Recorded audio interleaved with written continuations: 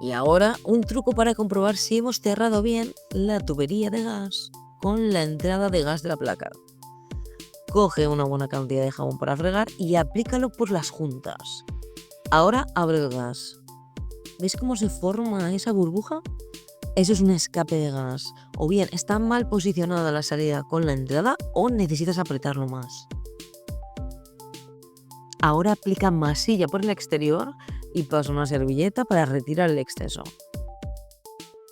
Y ya estaría.